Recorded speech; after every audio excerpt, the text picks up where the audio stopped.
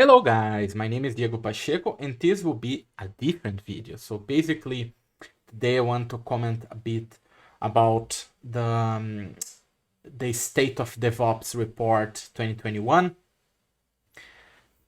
This year the report is mainly organized by Google, so it's very interesting report.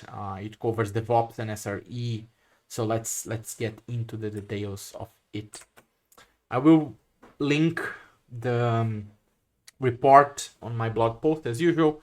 So let's take a look on the report. So we have so many interesting things here on the report, but I want to jump into very specific sections, right?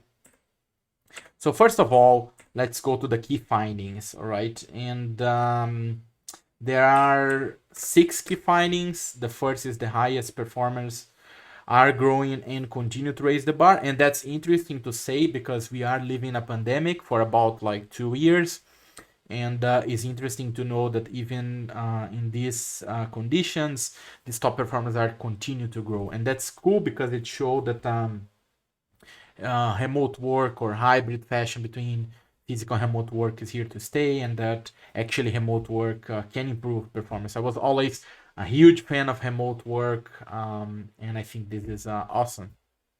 Secondly, they say that SRE and DevOps are complementary philosophies, and it's interesting. They say the word philosophy.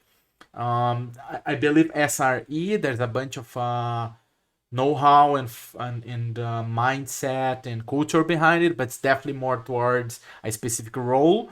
And DevOps is really about the culture. Unfortunately, anyone who's working ops-ish on the cloud is DevOps engineer, right? And I think we lose that battle. But it's cool to see that here they even the same philosophy.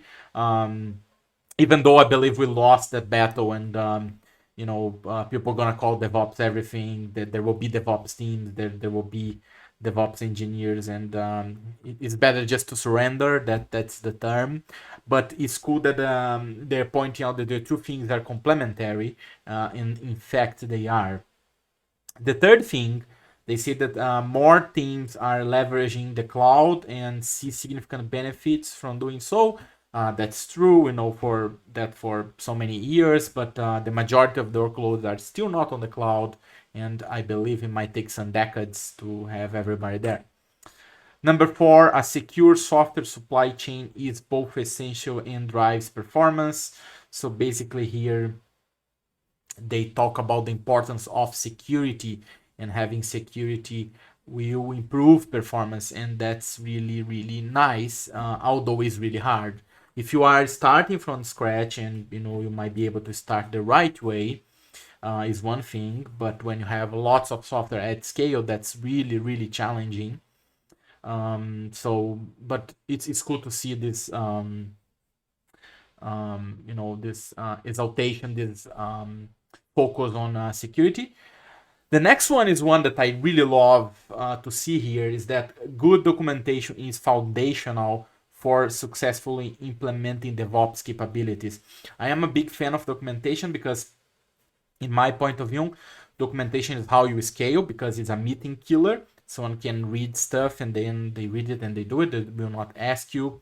I personally like videos a lot, and there's some people who don't like videos. There's people who don't. So I think the mix and match between videos and text can be really powerful.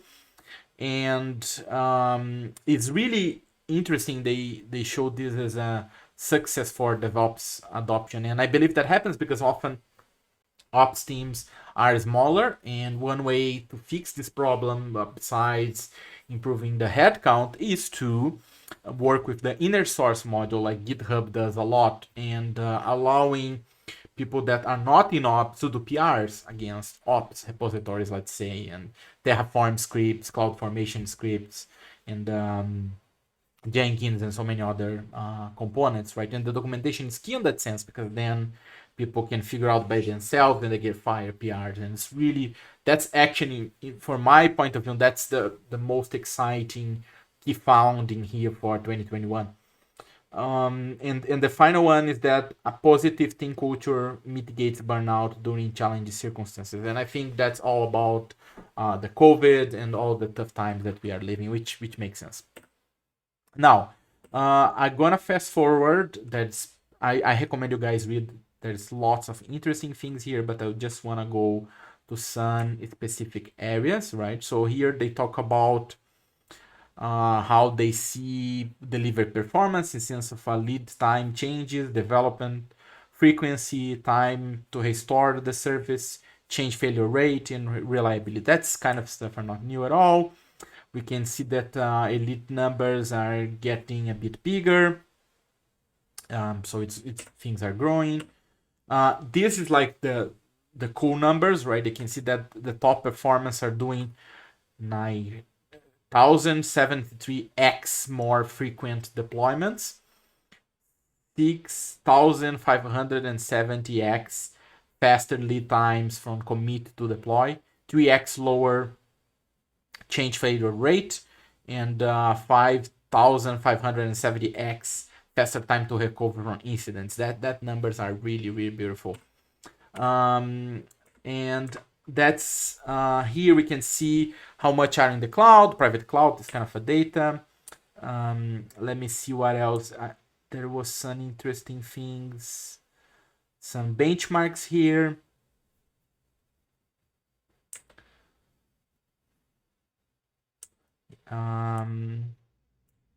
Let me see what else. Okay, so here here they talk about some findings around the documentation. That's one of the parts that was interesting to show you guys.